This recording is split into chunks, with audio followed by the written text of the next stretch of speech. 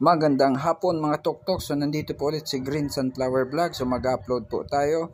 DIY po ulit tayo para sa mga merong mga pinto na nakakaranas ng vibration.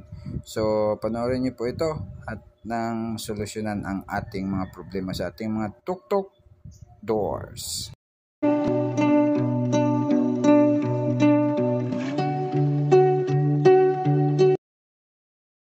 Ganito po kaingay ang pinto ng aking tuktok.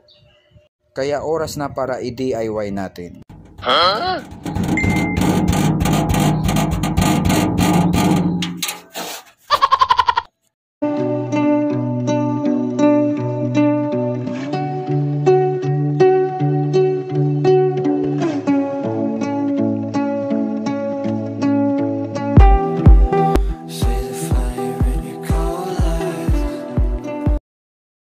Yun nga lang, ang left door ko ay hindi lapat sa kanyang body. Compare sa right door ko ay medyo lapat siya sa body.